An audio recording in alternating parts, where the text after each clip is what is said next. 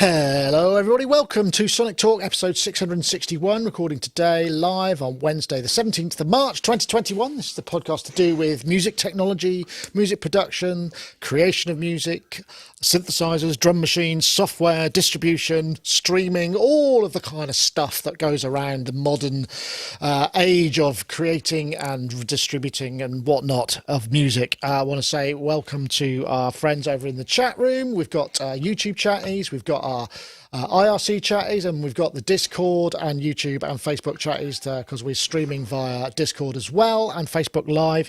Also want to say thank you very much to our friends over at iZotope. In fact, I have, if I do this and this, as well as we'll be playing a little bit of information later on about their subscription service. You can also save 10% by using the code SONIC10, or if you go to iZotope.com/sonictalk. Not on subscriptions though, sadly. You have to go in for that. Anyway, we also want to say we're available on Spotify if you're into listening to your audio podcast, because we do this obviously video and audio. Spotify, Stitcher, Google, Alexa, iTunes. There's basically tons of it. There are loads of places that you can watch it, all where all of your good podcasts come from, varying places. Yeah. I think I'm saying the right things. The words I'm saying seem to make sense to me. So welcome, everybody. Let's start off over here. We have Mr. Rich Hilton. Oh, I caught him adjusting. How embarrassing. I'm sorry about that, Rich. Rich Hilton, of course, music technologist, producer, engineer, also plays live with Chic when they're going to be back on the road, which I'm guessing maybe sometime this year. We do hope so, as things seem to be shifting around in the world. How are you, Rich? You well? Yes, thank you. I'm very well. Excellent. I'm glad to hear that. And we also have Mr. Gaz Williams, who's there in his Bristol studio, also music technologist and producer and mastering and songwriter and all of those things. And also the Gaz Williams show, which I believe, are you doing the one tonight, Gaz? Yeah, I am. 8 p.m. GMT. Going to do it all about Rocket Gold Star's ridiculous 12-hour-long single. Right. Okay. Hear about that later. Well, actually, that gives me the perfect opportunity to plug Patreon, because I posted something out there today, which was a story about when I was working at Real World. Somebody asked in the comments. So if you want to join us on Patreon, there's some exclusive content there, which is there it goes. I also got 5 minutes with Analog Solutions Fusebox at Chris from Battery Orchestra. There's 40 minutes he put of extra content. There's a whole bunch, the ever-growing library of exclusive posts and video that you can't see elsewhere, available at Patreon. That's Sonicstate.com. No, it's not even that one. It's this one, isn't it? It's patreon.com/Sonicstate if you want to join us there. And of course, if you want to support us in other ways, you're more than welcome to support us on YouTube with super stickers and all of that kind of stuff. Just give us a shout out and you should be highlighted in the chat. But anyway, let's get on to some topics. It's a funny time of year, isn't it? We last week there was so much to talk about. This week, less so, but hopefully plenty of things to be going on with. Let's start with the new MIDI patch system. Now this is from Conductive Labs. Let's get on to it. This is actually more of a tutorial video. We're going to have a look at the he's in my left ear. And how USB MIDI works with this. A fancy hardware. Firstly, USB MIDI is bidirectional, so you'll see switcher, 2 buttons, router, and MIDI patch bay, 2 LEDs for each port. Actually, it's moving quite slow. So what I'm going to do is I'll move over to the website because we can see it a little bit better. So it's a piece of hardware. They did the Noodler, which I know that Gaz has had the opportunity to play with and use. And this is a hardware MIDI router which has DIN, mini jack, and also USB I/O. It's also got filtering, merging, splitting. I think they're going to be working on keyboard layering, keyboard splits, that kind of stuff. So an intelligent thing, all storable. And I don't know how I find this quite exciting. I don't know if that makes me sad, but MIDI patch bays just do something for me. You know, that when you could do, the only thing I can see it's missing seems to be RTP MIDI, which would be great. There is a network port, but I think that's for sort of flying patch. This thing's available pre-order. It's going to be April 2021, so pretty much close coming up. I think it's about $379 US. But MIDI patch bay is kind of important. I'm going to come for you, Rich. I mean, back in the day when we all used to run massive MIDI rigs and have this huge kind of unwieldy pieces of hardware, now it's kind of tend to plug in something you need with USB. Do you have a need for MIDI patch bays and that kind of thing now? I mean, I think most people do it, but maybe they just don't know it.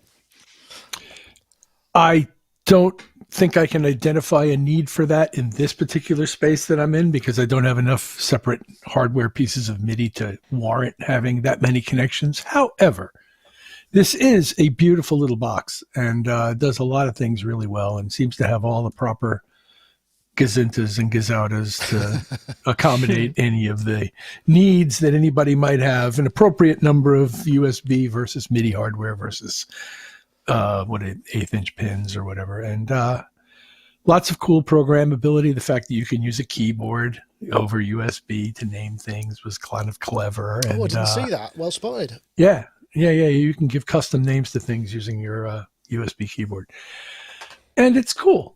It's I might say a tad pricey, but it does a lot of stuff and is the perfect solution for somebody who needs those things done. So I don't know if there's anything.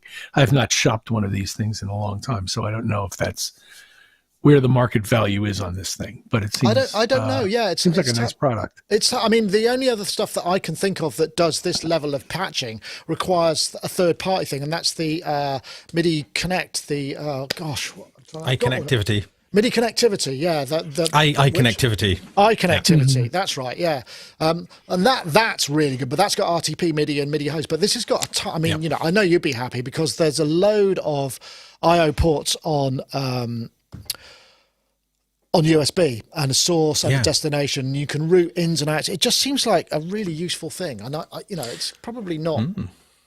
Not that exciting, but I find it exciting. Well, I think things like this are exciting if you have got, like I have, like many desktop modules. I use RetroKits. I've got a bunch of RetroKits, which don't quite go well. Yeah, pretty deep actually, the RetroKits, but they do require, if you want to sort of get deeper into the settings using they've got like a web. All the settings are on a web page. Yeah. So you can connect up and do it. Having a built-in screen on there is super useful. Obviously, when you've got loads and loads of MIDI devices, especially lots of MIDI ins, being able to filter what's going on and being able to see what's going on, in the filters. Like iConnectivity, as you mentioned, that it's very supremely dense. Sophisticated. It's quite a dense thing, isn't it? Yeah, but I never ever got on with it, to be honest. With the software, I really didn't get on with it at all. Much preferring the RetroKits approach. But this is great, and actually, the Noodler or the NDLR, as it's spelled, is a fabulous piece of equipment that they've. Has it been developed? Has it been developing as we go? Yeah. There's been updates for it, and it's a very cool and interesting device. And I think that the genesis of that product kind of, you can see how it leads to this one, because the Noodler's got like 2 MIDI ins, 2 MIDI outs, and can handle a fair amount of connectivity itself. The Noodler, of course, is essentially it's like a note generator, arpeggiator. It can create drones, and it's got like 4 channels really that it mainly works on. But the guys who were behind it, they developed the Noodler because they got lots and lots of synths, and they wanted to have the notes being generated so they could then tweak and twiddle things, because they were getting more and more bits of kit. So I think. And just being able to play a note and have it all follow the kind of their jam, I think that was the kind of idea. Exactly. Exactly. The one thing I will say about this, and it's not necessarily a problem with them, as soon as, and this is the thing I've been noticing because I'm looking at the Korg SQ 64, and I've got that. I've got the Blue Box 1010, and all of the power is coming over USB. But as soon as there's any analog connections between them, I'm getting in these awful ground loops, and it really loops. And I don't know whether or not that's something that you'd be able to solve, or they could build into having something like this. But it's a real issue. What I've had to do is I've had to kind of go, because in fact I just ordered one just now. Another you get these kind of 6-port USB power things, but if you plug them all into the same one and then analog between them somehow, whether it's CV or whatever, you start to get bloody hums and awful noises. What's that? That is a pretty cool thing. It's from Art. It's called a DTI, a dual transformer isolator. And what's pretty cool about that is it will completely have it will break any connection. I found that is pretty good. Well, it was working until I plugged this in, and now it's broken. Sorry. It goes through some sort of isolation transformer. So both sides are disconnected from each other. Okay. But where that thing is super useful as well is it's really good for connecting, when you want to do a fairly long cable run and you've got phonos and jacks, you could just go to balanced.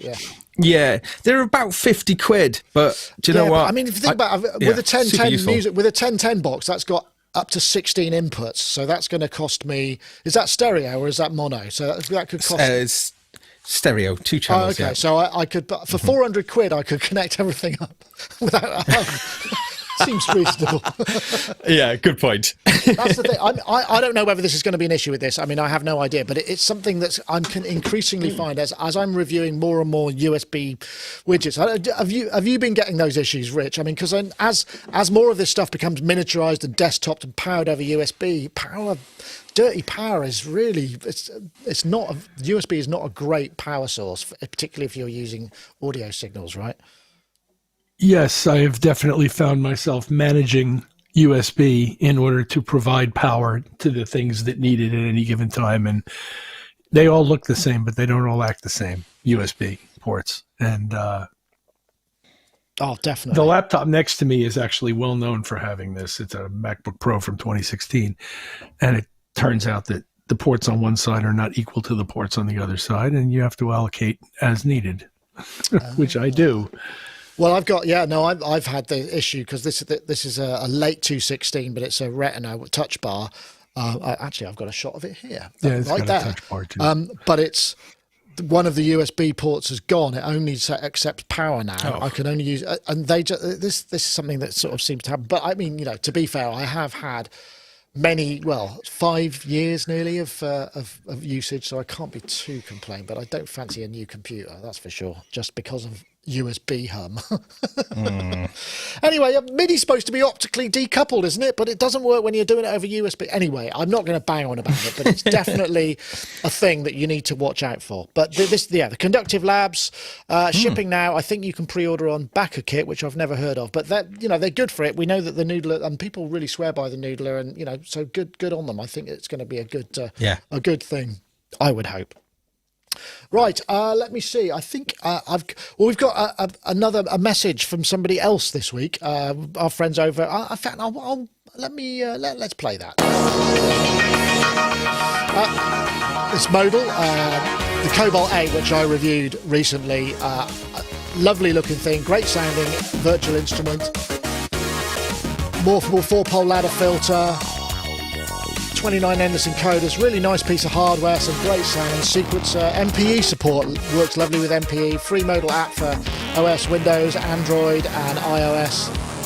You can pick yours up. I mean, it's worth checking out. Go over to Modal if you use the URL bit.ly/getmodal. Go and check out the Cobalt 8. So it's certainly a really tasty. I wish I still had it here. Unfortunately, I had to send it back, which is just one of those things. But which is so often the case these days. People can't. We don't get a lot of stuff for free, but it's nice when things hang around for a bit longer. Anyway, next topic. Let me see. Did you see this? This is the new Google exhibition.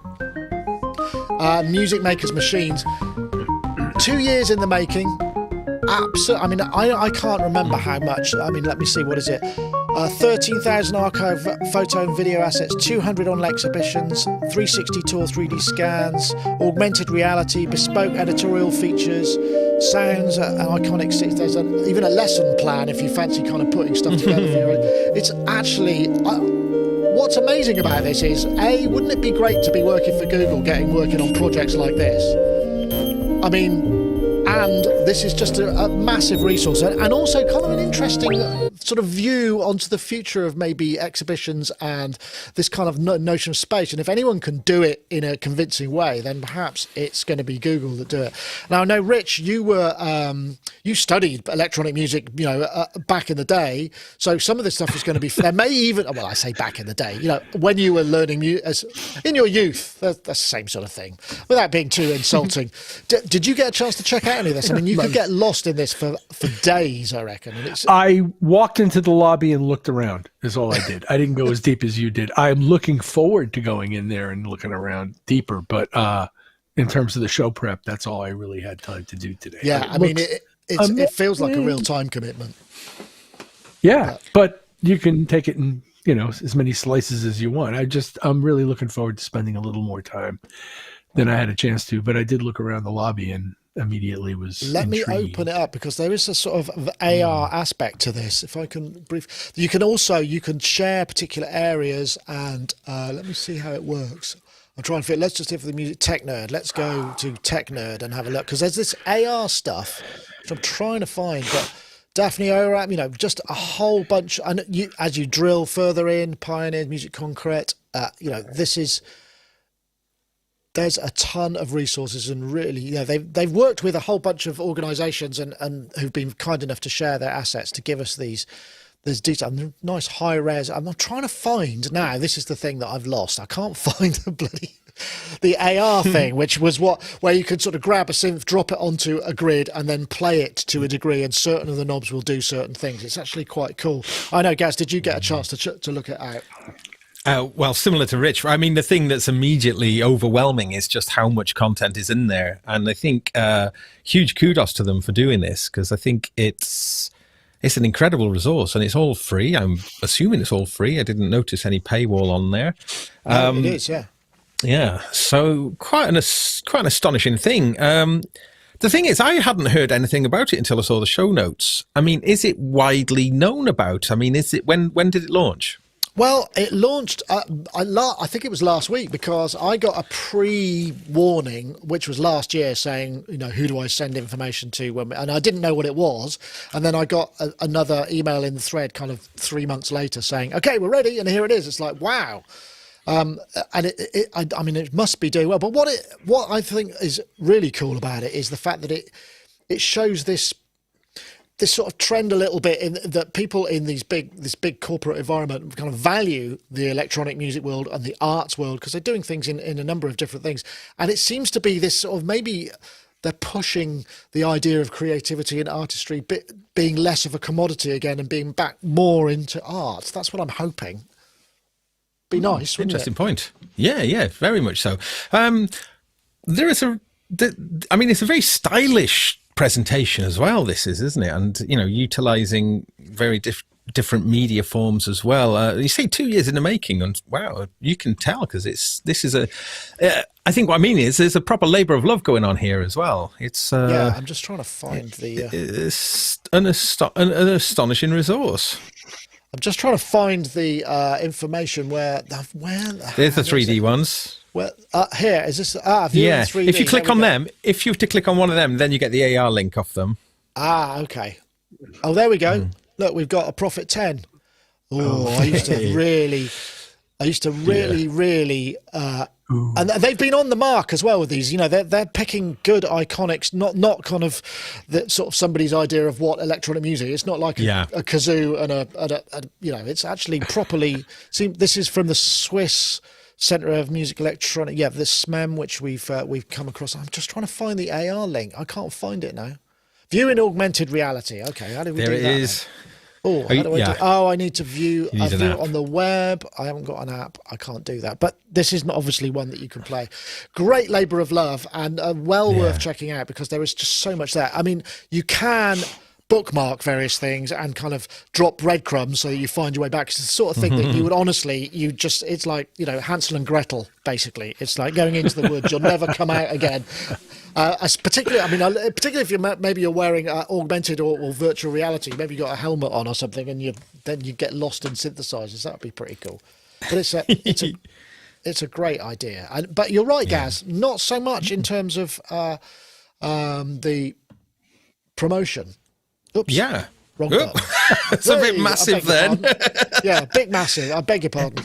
Well, yeah, but I guess that's what we're here to tell everyone all about it. And I would absolutely recommend people look at it. If you're sort of a bit indifferent about it, it's certainly worth a look. I mean, it's just as I say, the amount that's on there is just I thought I'd have a good look through it before the show, and I just couldn't. It was just too vast. It's too much, and it's deep. Yeah. It's not. That they've put different entry points. So if you're a nerd, you can go in deep. If you're just a sort of casually interested, you can go. So they've created these stratas in which you can actually explore, which makes it perfect for a wide variety of people. So very well thought out. Cool. Good work, Google. Yeah. Right. Yeah. This was. Let me see if I can find this one. Now, this is the image that I'm looking for. So, right, how many screens is enough? This is if I load this up again. So this is, and to be fair, this is going to lead on to a bit more of a workflow topic idea. So this is the Expanscape Aurora 7 prototype, which, to be fair, is designed to be a kind of mobile security center. So it's the sort of thing you can imagine in Jurassic Park, where they go into the control room and the kids trying to kind of DOS into the command line, or Minority Report the van out on the road. This is the idea, and you can see that it's very prototype because it essentially looks like gaffer tape held that together. There's 7 screens. That's a lovely idea. They say that the idea was to be that it's supposed to be the perfect no compromise laptop, and then somebody pointed out in one of the articles, well, actually it's only got a battery life of 1 hour. So not exactly, but I guess you could think of it more like a UPS maybe in that situation. Yeah. But really, I was thinking more about how we work with screens and how because screen real estate is becoming more and more important, because as we can do more and more things and have more things to overview, it's kind of, there are lots of different ways to do it. Like, for instance, you guys, you've got like a big 4K screen, so you go that way. Yeah. Whereas I myself here have multiple screens. So I've got chat over here. This is the interface for the switcher. This is my, I can't remember what it's called again. Auto cue, where I'm looking through, so I can look through the camera. This is the web page that I'm looking at. This is the notes. So I need multiple screens. It wouldn't work on a 4K thing because I'd be looking around the whole time. I need it for specific purposes. So I'm just curious how you approach that, and whether you think that something like this would actually be useful. I mean, I think you'd need to customize it for music, obviously, but yeah. It's kind of interesting. I mean, the thing that immediately I thought about was that if everything lived on specific screens would be pretty cool, in creating a virtual studio type environment, having your outboard or your virtual outboarding always visible, that kind of thing. I've sort of done that in a little way. I mean, you can see behind me is a big screen, and then to the side there's a 24-inch screen, which used to be a big screen, didn't it? God, imagine that when we're back on the days of, going from a 14-inch screen to a 15-inch screen was a big deal, wasn't it? Well, Retina was really what blew my mind, because I couldn't see any of the text. It was too small. But I think it's quite interesting. Like Cubase, for instance, was really geared about running it with multiple screens, and then subsequent releases of it has seen it introduced, like the lower zone and the 2 side zones, more for a kind of laptop style workflow, but still maintaining a multi-screen approach if you want to. But it's one of these things. If you move stuff around, like I have a tendency to move stuff around, it can really throw your workflow and throw your system. It's so handy to kind of, typically when I'm working, the small screen is, when I'm using Cubase, the smaller screen is always displaying the mixer. It's just always the mixer there. It's got the master outputs there, and I can always see that. And lately I've been using Supervision in Cubase 11. Check out the Sonicstate review if you want to know more. Nice plug. And running Supervision full screen on the smaller screen there. And that becomes a little bit like, the TC loudness meter you can get is a little standalone one that's really good. But I'm running, so I'll run Supervision on that screen, and I've been really enjoying that and using it to monitor LUFS, loudness units. Right, okay. Trying to immerse myself in that. So by always seeing what's happening in the kind of LUFS area, so that's one way of using a screen, almost as a dedicated meter. It's interesting, Rich. I mean, one of the difficulties I think is if you get too visual with your mixing, you're mixing with your eyes, which is not what you're supposed to use, really. I mean, would you feel more comfortable with less screen real estate space or more? Do you kind of like to have large areas where you could go, this is always here, this is always there, or do you prefer to just try and keep things away so that you use your ears more? Well, yes and no. Not as it relates to whether or not I use visuals in the mixing, and we can have that conversation. But as it relates to having a whole lot of screens around, certainly in a broadcast style workflow like what you're doing right now, it's very important to be able to see a lot of different things at the same time, and that's understandable. In an operation of studio music software, you're operating in a trade-off depending on the size of the space you're in, of the amount that all of those screens are going to affect the sound of the space you're in and how badly you need it to sound that way. It depends on the kind of work you do there. That's so, true, for example, I'm mixing things here, as crazy as that sounds, and that will feed into the point we made a second ago. So I'm mixing here, and this is far from an optimal space, but I'm so close to my monitors that it's about as near field and headphone-like as you can get. I'm not, in other words, I'm not leveraging this silly little cinder sheetrock box that I'm sitting in for its acoustical properties. Right. Being that that's the case, there's a range of things that I can't hear here, particularly in the low bass, that I know I can't hear. And you'd be tempted quite often when you can't hear something to boost it a lot, which sometimes I'm smart enough not to do. But in any case, I use, seeing as how they sponsored the show, iZotope's Tonal Balance Control 2 to show me what I can't hear, knowing that I can't hear it here. I don't mix to a specific curve, although I do compare to the curves they've got and try to fall, and found that generally falling more or less within those guidelines sounds pretty good. So, and translates well across multiple systems. So I don't mind that part of it, but I'm not using it for that. I'm using it to identify either problem frequency piles that I'm not otherwise hearing on my own, and adjusting the low frequency aspects of this space because I can't hear everything in the bass in this little space right here. So to that extent, I do use visuals, but I don't have room. I mean, I have a laptop over here and I have an iPad over here, and I don't mind putting things on different screens. I used to travel with multiple monitors, but there's something about the workflow of it's in front of you, the sound's in front of you, all of the energy is focused this way all the time. And I've learned to manage this in such a way that now I have multiple desktops open all the time with the kinds of multiple screens, and I can switch them very quickly. And I use Console 1 by Softube, which overlays on top of whatever you're doing anyway. So you can see that and make it go away instantly at any point. And the whole workflow has become pretty comfortable on one pretty big screen. It could be bigger, it could wrap around, there's things it could do, but 27 inches is working for me at this distance. Right. So okay. That's an interesting point about the visual, being able to see the frequencies. I mean, because even just having like a spectrum analyzer or something which shows, or FFT, so you can see, because like you say, I mean, I'm here, I've got my little Genelecs in here, and I built this overbridge thing, and since I put them up there, they sound completely different to what they used to sound when they were on the desk down there. Of course. And I can't really tell what's going on in the bottom end, but I wouldn't mix, necessarily anything important on them.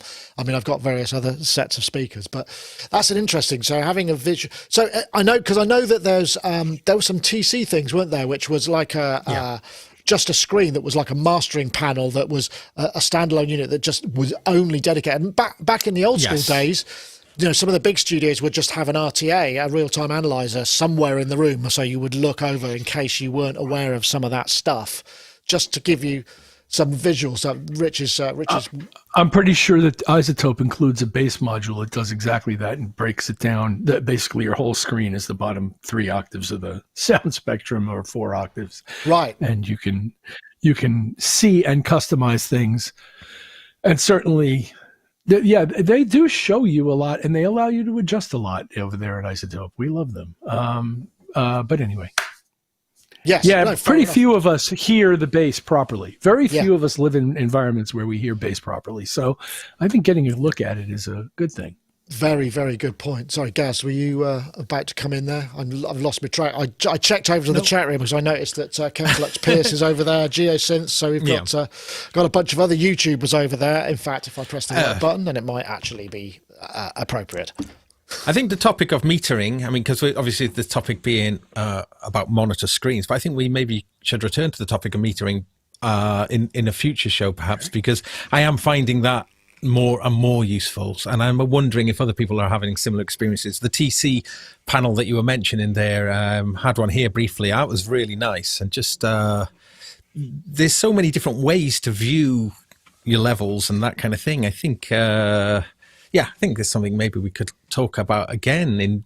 I want to learn more about that. Yeah. Well, of course, we haven't actually got in the same way. Most of us haven't got rooms that will be able to hear much down there. I mean, we don't often get the luxury of working in a room where you can hear those things. I recently recorded a podcast with the Music Tech guys, which was your Forever Studio. And you have to choose 6 pieces of gear that and that's it. That's all you get. So you've got to choose very wisely. And I just chose a pair of massive ATC active speakers that were like 15 grand or whatever, because I know I've heard those speakers, and I know that what I'm going to hear in those, I can hear the low end of those because they sound fantastic. But am I going to ever have them in front of me here? No, I'm not. I'm not going to be in a room that's going to even be able to accommodate them.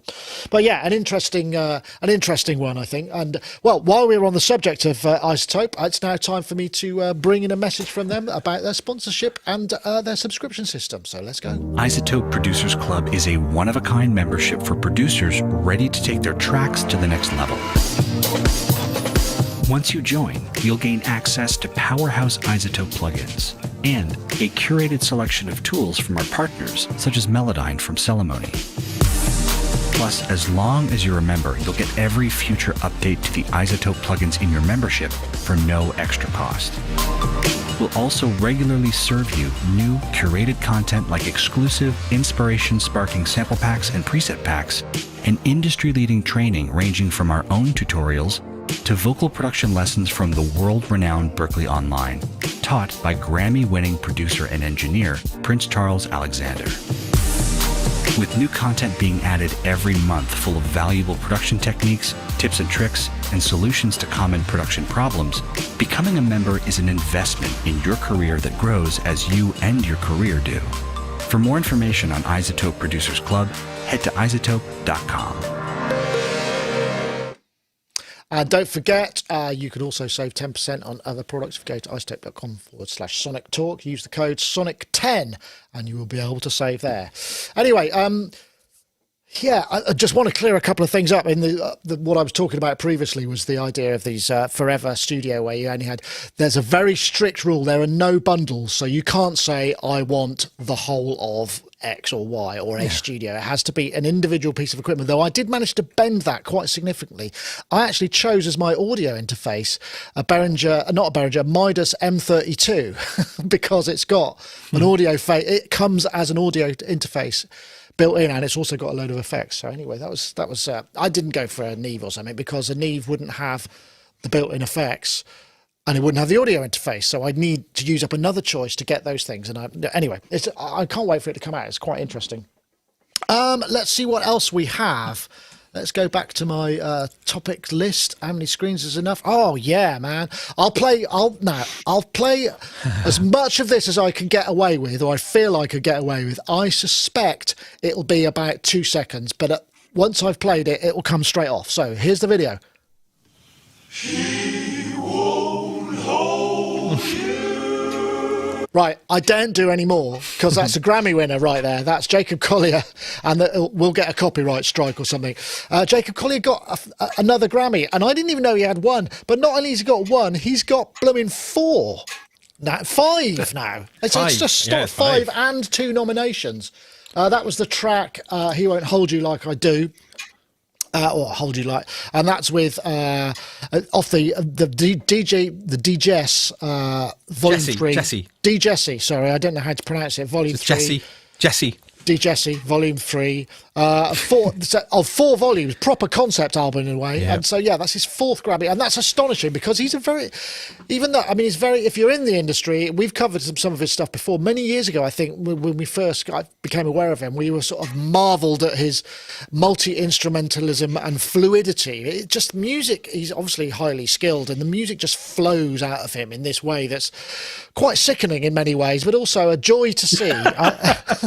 But the kid, there's no denying the guy is an absolute rare talent. I know, Rich. I mean, we've talked about this. I mean, he's now doing guest lectures at Berkeley. I mean, he's a pretty Renaissance man, I would say. And 5 Grammys at his age. What is he? 24, 25? Crazy. 26. 26.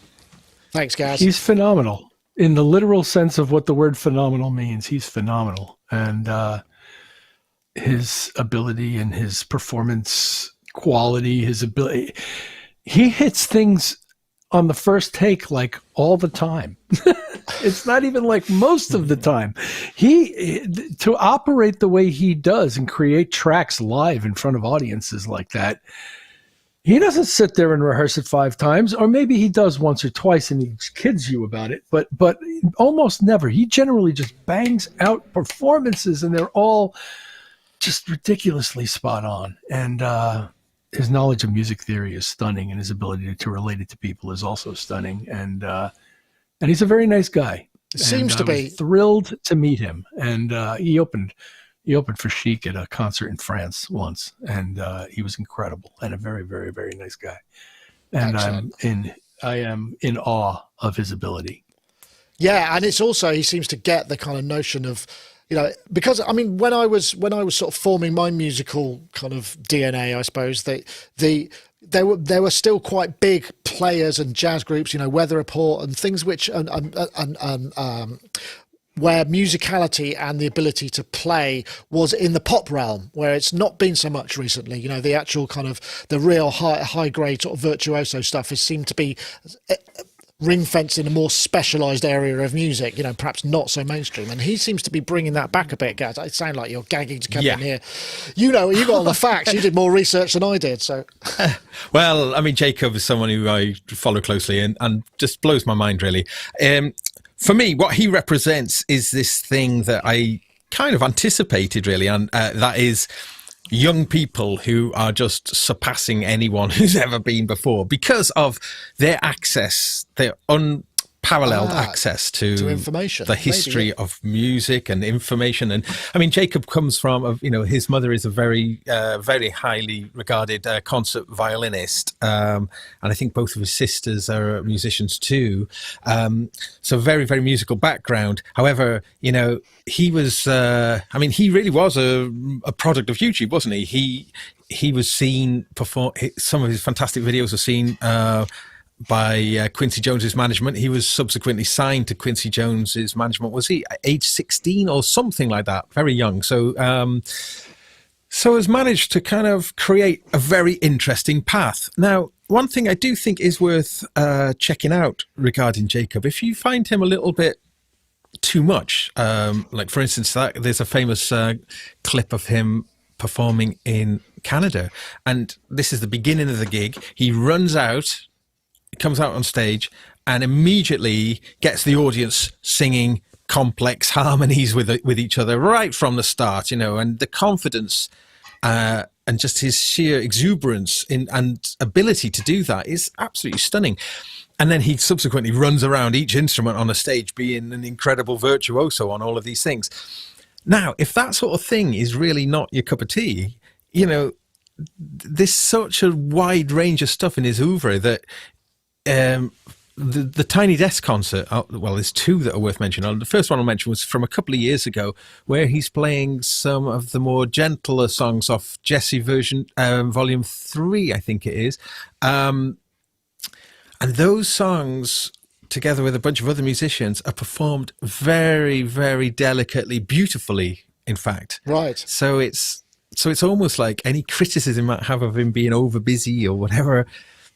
Well, that's part. It's interesting does- that there's a really good piece which I also, when I was researching the show, this other piece came up, which was him playing Danny Boy, which is a Irish kind of standard, on the piano, and he just applies emotions to the arrangements of it. So, first one is joy, anger, mystery, and then he does more complex emotions such as kind of whimsical something or other, and compact, and each one you're just thinking, he's kind of getting that across, and that's the thing. This connection between the emotion and the skill that is that fluent that's quite a unique talent, I think. I don't think that's something that many people, or certainly many people, can communicate what and how they're doing it like he can. Really, really interesting. Yeah. Well, the other Tiny Desk that I mentioned, though, is one that he recorded during lockdown last year, where he performs with himself. Is it 4 or 5 versions of himself in his room that he's still lives at home, has lived in the same house all his life. And this music room, I think, is a very, very important part of his musical journey. And he does this performance where he's playing like bass, drums, piano, percussion. I can't remember if it's 4 or 5 things, and has filmed himself superimposed. But it's astonishing. That is astonishing. His talent and his feel for all these different instruments it's off the scale. Yeah. Yeah. Well worth checking out. I mean, if you haven't already. us oldies. Oh, sorry. Yeah, it makes us feel. I was going to say, we're finished. We're done. So, before we move on, I've got a couple of topics left, and we're getting kind of close. Well, I suppose we could probably do both of them. Let's do this one next, because this is kind of interesting. This is Ableton Live is a creative a video program by Julian Gray, including and myself, it's use multiple. on a It's daily like a basis. history of In recent years, Ableton it's Live, become one but of, also if through not a whole the bunch of most other popular digital audio videos, workstation, especially software. within the electronic. I'll jump to this one. PowerBook G4. This is Ableton the Live version version 1 was largely thought of as a live performance tool and didn't make huge waves with the studio producer crowd initially, but it did catch the attention of many, specifically for its industry-leading implementation of real-time audio stretching, its session arrangement view options, effectively a recording platform for... 2 things. One, if you're into kind of like vintage software, watch the whole beginning of this video, because he goes through a whole bunch of things. The other thing is, look how not different the Ableton UI is right back from version 1 to where it is now. That consistency, I don't know whether that's a good thing or a bad thing, because I personally find some of the limitations a little bit infuriating, but we'll get onto that. But the other thing that struck me, I remember this very vividly when I was at Music Messer. It was last century sometime, and somebody coming up, have you checked out Ableton Live? It's like, I don't know what it is, and then it came up as almost more of a DJ tool, because it had that real-time time stretching, so you could match tempos, and people were using it for DJ sets. That seemed to be where it jumped to begin with, to come out into popular kind of usage. But now, obviously, it's absolutely massive. I know, Rich, I know you are a dabbler in Live. I mean, it's got some amazing workflow stuff. We know 11 has just come out, so a whole 10 versions back to 1, and it's the same. It's crazy, basically. Substantially, the workflow hasn't changed. If anything, it's improved. They've been pretty much steadfast. Well, they created a whole methodology that ran sort of counter to all of the linear DAWs on first glance. Now, and they kept saying, well, there's this other page where you can do that too. Oh, okay, cool. But they were focused on the page that looks like a mixer that's really your clip launch page. And I love working in Ableton Live. I love the workflow. I love the possibilities that they offer, even just within the program. If you didn't have a single plug-in on your computer and you were running the thing on a brand new OS install, you could make some great music just with what's there. And I think it's fantastic what they've done. And Congratulations, because Yeah, I do love using it. Yeah, I think I chose as my DAW of choice. I think I chose Ableton, but I was on PC because I needed a PC for other things that I required. But I would have gone for Ableton, definitely. I mean, but it's amazing, isn't it, Gaz? That 20 years of software. I mean, and even that, that sounds like a long time, but as we know, Steinberg have been going even longer because they went further back. But I mean, Ableton Live were probably one of the first big newcomers onto the DAW scene, back before we started to see even more DAWs being invented. Yeah. I got a hold of Ableton when version 1 was first released and was an instant convert to it. I loved it straight away and subsequently followed each release with a lot of anticipation, really. I bought it from version 4, and that was the biggie, version 4, because that brought in MIDI, and I loved the consistency, and I've remarked on that. I think it's incredible how they've done that and how they had established that look right at the beginning and have stayed very true to that vision. The whole uncluttered, minimalist design, and essentially no floating windows, and just the elegance really of the session view and the arrangement view. And I taught it at a music at a college for adults for a number of years. And it's a really nice piece of software to teach people as well. That because they're not overwhelmed with information, that you can. Right, so that people get it quick. I would agree. I mean, I use it occasionally. I think I've done a couple of tracks. In fact, we've got a Sonic compilation album coming up sometime in the not too distant future, and I did one track. I think I did the basic spec track on it. I can't remember. Maybe I used Reaper actually. Whoops. One of the tracks on my EP I've used. But to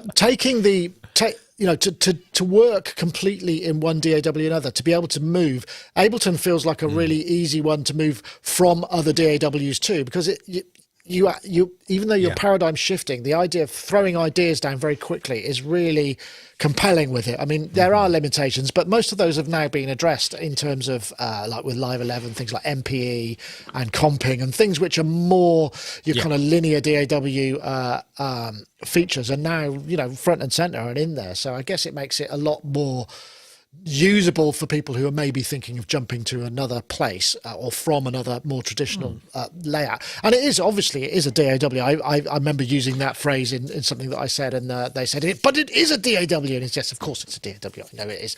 I don't know, Rich. Do you start and finish projects from start to finish in it, or do you require other environments? I have. I don't know what finished is, because none of it ever got released until the project you're about to discuss. Right. But and that one didn't get finished in it, as it turned, but it got mostly finished in it. I could very easily I don't know about using it for doing vocal takes, like Jacob Collier, for example, who will leverage hundreds and hundreds and hundreds of Logic tracks. I don't know if I want to do that in there, but I love it for what it does well. And it was the first one. It may not be the only one anymore. I'm not even sure. Bitwig probably does this too, that you don't ever have to hit stop. You can just keep playing music while you're working. You don't have to hit stop to do anything. You can load ARM and go into record on pretty much anything, audio, MIDI, whatever you like. And it'll, in real time, it'll warp it if you ask it to. There are things like, for example, I'd never done a basic track session into Ableton with live drums and players. You can do it. I've seen it done. I have actually watched it demonstrated. And at least at the time I saw it done, it was hard to get it to stop warping everything. I mean, you basically had to go track by track and tell it to stop warping everything at that time. Either that or the guy who was showing it to me didn't know how to do it any other way. But the point is, in a moment like that, I don't want warping. I want to hear what they're playing. I want it to be a blank slate audio recorder. I want it to be able to do that too. And I know it will do that too. But so no, I like doing improvised, clocked, electronic based, rhythmic. I love the rhythmic possibilities, and I love the ease of invoking all kinds of very, very cool modules that they provide to do very cool audio processing and MIDI. And it's just a fun place to work for certain things. Right. Yeah, absolutely. I mean, a lot, as we've seen, we often get people in here to demonstrate new features of it. And, the people who really master it to that kind of degree can fly around it. But it's just really interesting to see this development through 20 years of software. You'd struggle, Gaz, to be able to do that with Cubase. You'd need a lot of different machines, right? Going right back to, Steinberg, Pro 24, Pro 16. Yeah, right. Geez, oh, gosh, imagine. yes. Wow, yeah. I mean, it's something that I think Cubase should really be Cubase 16 now, because Cubase got up to version 5 before they did the SX reboot, and then it was Cubase SX 2 and Cubase SX 3, and then when they got to Cubase SX 4, they dropped the SX and just made it Cubase 4, even though it had got to Cubase 5 before. So it's just to clear that up, if that hasn't confused everyone even more. Yeah. But I think just returning to Ableton and the point Rich was making, I've used it. I've recorded an album, William D. Drake, The Rising of the Lights, formerly of Cardiacs. That came out in, was it 2010? And that album was recorded entirely in Ableton, and it's a traditional, well, it's hardly traditional, but a traditional instrument album with drums, piano, bass, etc. And I was really curious to see if it was possible. And back then it was possible, but it was frustrating. There were aspects that kind of really, that was, if you went into record, and you're in the middle of a recording and you want to just make a little adjustment to the levels, someone's playing piano along and you just want to drop the drum level, but you were in record, you drop the volume, that would put an automation in that you didn't want, and you couldn't override little, so things like that, which, I'm sure that all that kind of stuff is probably being so you just had that kind of global, you could only do it with a global record. But you can, there is a menu option which would be to disable warp samples, which is something that you absolutely have to globally. Globally. Yes. Yeah, good. Yeah. And then, I think it was disable warp or auto warp long samples. So anything that was over a few seconds long or something. Okay. But now, and with 11, and as you mentioned, with the comping, comping was one thing that I could have really done with back in the day.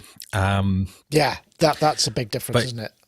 Yes. So, it being used as a standard recording, tape recorder style approach is way more possible these days. Yeah. But yeah. Interesting video there. I thoroughly recommend it. That's worth checking out. I put the link in the show notes. I'll do it again just because I may have forgotten.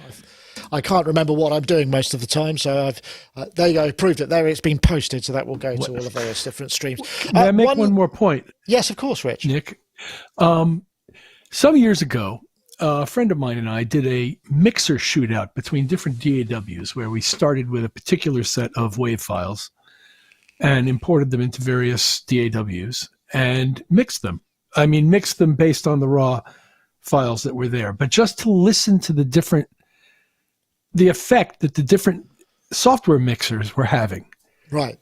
And they were quite different between Pro Tools, Logic, Ableton. I think those are the three we did at the time. Now, I know that this was a long time ago, and they've all developed since that time, and I don't make any assumptions about the conclusions we reached back then. But I think that as somebody decides whether or not they want to use Ableton, and it may well be desirable to do it as an audio recorder in the same way that you use Pro Tools and in the same way that you use whatever, Cakewalk or whatever your favorite audio recorder is, it might be useful to examine the sound of the mixer. That's a good point. Well, I know a lot of people, we had someone on, they were saying that the Cubase mixer sounded fantastic. And also Harrison Mix Bus gets a lot of love, doesn't it? That's one of the things that they make a big deal about, the I guess it's the maths, isn't it? I mean, it must be just the kind of maths that you use. I don't know, Gaz, you might know a little bit more about that, or maybe you know. As does Softtube with their software. Everybody's console software. Brainworks touts their tolerance modeling, where each channel on the console is a little bit different, which more closely mimics what actual consoles do, which is also stuff you can disable. So they've got features that make their stuff kind of unique too. And Softtube's Console One, which I've been using a lot lately, does. But that kind of gets between you and the DAW, but I'm just talking about the sound of the DAW. Just the straight sound. Okay, interesting. Right. There was something about. Oh, sorry. Oh, yeah. There was something about 32-bit float in the Cubase engine, I think, where to actually clip the engine's really difficult to do. Or there was something like that. The massive amount more headroom than it was on other DAWs. Whether that's changed now, I don't know. But that was always something that gave that Cubase advantage. Yeah. Well, there was always a big deal. Sorry, go, Rich. I think it's pretty widely offered now, though. I know Pro Tools does it, and I know Studio One does it.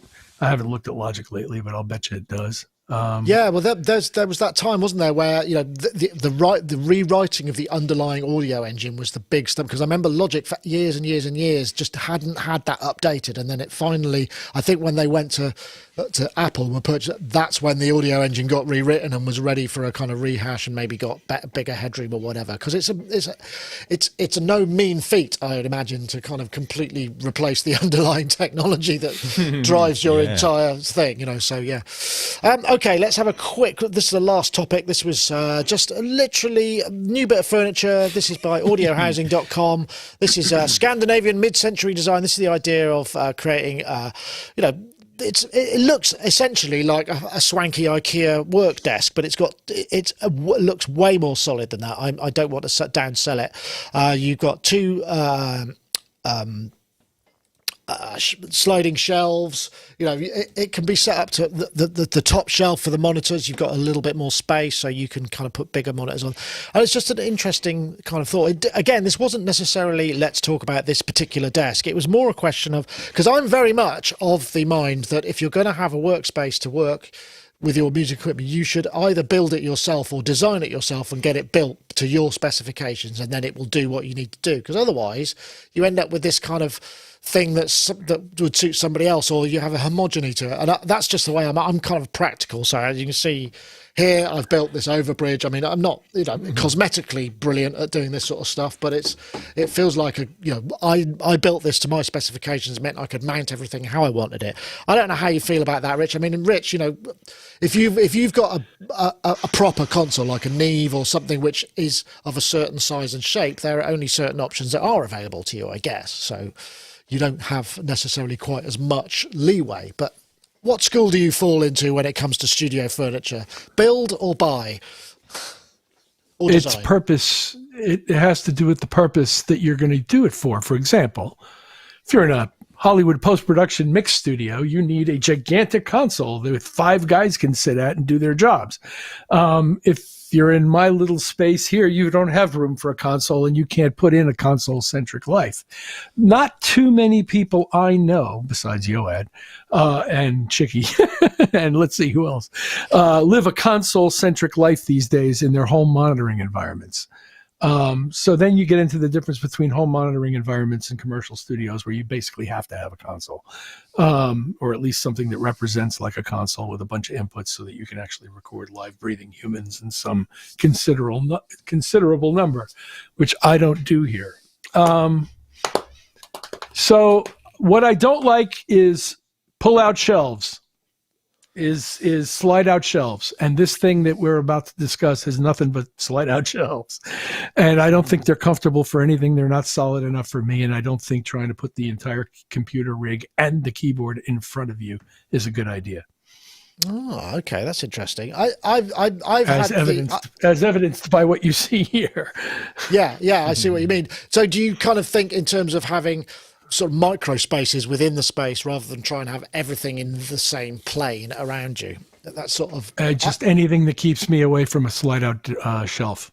Anything. Oh, that's interesting. But much in the same way that Robbie Bromlingham can't bear wood, he's got a thing about it.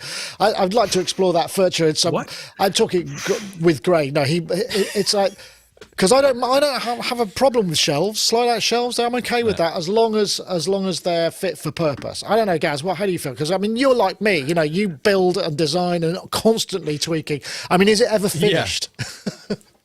Well, I have to say though, the rig that I've got here, when you were saying about it being designed for someone else, this is Robbie Bronneman's old desk set up from his old studio. He's got a new studio space now, so this was really bespoke to his absolute specification, and I've kind of shoehorned my stuff into it, really. But it did make a huge improvement. Robbie would come over here and see the way things were, and he was appalled. So he very kindly donated me his studio desks, which is cool. But there is a lot of pull out. So Richard ate it. Five pull out drawers on here. I just mean on the desk in front of you with some like giant either music keyboard or one of these things on a slide out, and I just can't handle it. No, for things like stacks of keyboards where you've got a cabinet and you want to be able to pull them out, no, that's fine. Although I would want to play it on there, because it's going to be jiggity. Well, that's true, but your action is quite firm, shall we say? I mean, I've heard you type and I've seen you play. You've got quite a because you're equating his typing and his playing. Well, purely because you play pianos to begin with, you know, so it requires a bit, particularly in an electronic band music, you know, when you're necessarily having to kind of. I don't know. I'm going to shut up. Carry on, Gaz. I'm going to go and dig the rest of my hole off camera. I've got like a little keyboard on there. What's that? An M32 complete, which, you know, I'm literally putting a few. I don't play it much, so and then like the machine there, for instance, you need to have something nice and solid to bang out stuff on there. So Technomatic in the studio. I've got to put the Technomatic. That's Simon Forsyth. Rich has powerful wrists. It requires dedicated furniture. Dedicated furniture. Yeah. Bless you, Simon. Bless you. But actually, do you know something that is really important? I think is we have to consider like. If you play keyboards at a certain angle and then you change the angle, oh my goodness, the kind of the fatigue and the kind of potential tendon problems. And I always think that maybe the keyboards are a little bit too low or a little bit too high. I don't know if it's just what you get used to and then your muscles adapt to that, and it's just when you're used to something and then play it at a different level. That's a consideration, I think. And also when you're working with video, there are so many other things like, you know, this is fine. But the thing is, I've got a camera mount up there. So every time I get up, I've got to be really careful I don't bang my head. But I have to have a camera there to point down on this particular desk. Over there in the main studio, it's further up in the air. There are all sorts of considerations for that. And also my setup, apart from this one is, I've tried to make consistent. So, you know, I've got my monitors, I've got a load of cable and crap behind there. And then around here, I've got a patch bay, which you can't see, it's underneath. But these are all on these kind of gas arms that you can move around, so you can set this screen. I can set the screen where I need it to be for every single thing, but under there's like an HDMI patch bay. You know, this is fairly consistent, and I've got room for more rackage down there if I ever need to put anything in there. But the idea is to try and make this part of it, because it's the kind of the show, and I'm here every week, folks, you know, and this is where I sit and where I do most of my interviews, whereas over there that space has to be completely reconfigurable, because one day I might be reviewing something this big and another time it might be an 88 key master keyboard or whatever, which is a completely different shot and a different sort of, so that throws a lot more complication into the workspace thing. But I spent quite a lot of time in, you know, the beginning of this last UK lockdown, thinking about adjusting my workspace and putting time and effort into it. So now, you know, like I say, all of these are on these gas arms, which you can get on eBay for like on Amazon for like $20, and they're weighted so you can move them and they hold in place, and they're really good for monitors, so you can move them around, and also I can plug whatever signal I want, you know, into any monitor, so it's completely configurable. So that's important. But if you want to get into, I really don't like the idea of patch bays, but for video you kind of need that, otherwise it's cables everywhere. Cables everywhere, blimey. That's my line. Yeah. Which all the cables everywhere are down here under the floor and hidden away as much as I could possibly. But I would hate to have some kind of, like the studio audio equivalent of my grandmother coming in and tutting at the state of my router. Yes. Are you a neat cables guy, Rich, or do you have like a dirty secret? Like the rest of My us. dirty secret is right in front of me on the floor. It's not. I mean, no, I don't tie everything off and make it all, because you're just going to have to untie it when it breaks. Yeah, or you add something else, or need some more cables. Yeah, or or whatever. Add things to it. And it's just not here. In a commercial installation, I love to have it that way, and especially if it's not me doing it. But here, no. But it's not that bad either. I mean, no. Well, it's also, it's like it's kind of I because I've had nobody in this room for a year plus. My daughter came in because she wanted me to take some photographs because we had some cameras. She needed some headshots for some drama stuff she was going for. And she came in and she was just horrified. She just said, how can you work like this? This is an absolute tip. And I thought, it kind of is, isn't it? And I hadn't cleared up. And since then, I've tidied up. I've done all these things. Now I'm not ashamed to have this in the background. I mean, it's got a bit messy since then, but there's floor space. But by necessity, there are cables that run around the place because sometimes I need to run them from over there to over here. Sometimes I need to run them from there. Sometimes I need a network cable to the laptop that's over there on a desk or an HDMI out, but sometimes I don't, so it's unavoidable. Anyway, I don't know where we got into my particular habits. Jamie, that's very kind of you. Geosynth has just given us a little... a bit of love there. Thank you, Jamie. That will go towards the post-lockdown drinking session that will inevitably be happening at some point. And we will spend it wisely, wisely being unwisely, if you see what I mean. It'll go to the right place. Thank you. That's very kind. I think we're there, folks. Thank you very much for joining us. It's been, as ever, I think I've got a 4-shot. Yes, I do have a 4-shot. Only 3 of us today. Thank you very much for joining us. It's been a real pleasure, as ever. Rich, it's been a joy to have you. Are you off to busy and better things, or have you got a fairly clear day? It's a fairly clear day for me today. I don't have anything pressing that has to be done by tomorrow. I'm glad to hear that. I'm happy to be working, and I do have music projects that are going that I'm very excited about and pleased with, and having fun learning while I'm doing it. Yeah, that's also part of that. I shot an interview yesterday with Davide Rossi, who is a string arranger. He's based in Copenhagen, Italian guy. He used to play violin. He's classically trained. He's done. He did. What's the Coldplay? Dun dun dun dun dun. That's him basically. He's the string arranger of the time. He's absolutely brilliant, and I knew him from Goldfrapp like 20 years ago when we first met. So I shot an interview with him. We've also got some other things coming up, but that will be something coming soon. How about you, Gaz? Nice to have you. You got stuff going on? We still got to set a date for the 2400, haven't we? So we should do that. But yes, Well, doing my regular shows. I'm doing my kind of like Euro Rack adventures on Monday, which usually me being completely flustered. But that's an ongoing thing. And also my show, my regular Wednesday show tonight, 8 p.m, which last week I talked about Rocket Gold Star and played exclusive tracks off this album that's taken literally 20 years in the making. So a little bit more about that. Well, about Rocket Gold Star and our 12-hour single tonight. So please join me for that. And we'd like to call it a bit of an after show hangout for the main, that's the Gaz main Williams. Gaz Williams on YouTube, isn't it? Yeah. The Gaz Williams Show. Just search for that. Pretty easy to find. Yeah. Well, thank you, everybody. And thanks again to our sponsors, iZotope. Don't forget to check out the subscriptions if you want to save money on your Sonic 10. Go to iZotope.com/sonictalk. Products not subscriptions, but you can save 10% using the code Sonic10 at checkout. That will get you there. And also to Modal, do check out their Cobalt 8. Great little synth, actually. and one that I wished I still had around here, but unfortunately I don't.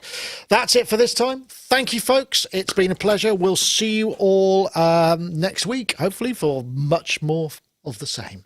See you later. That's it for now. Bye-bye now.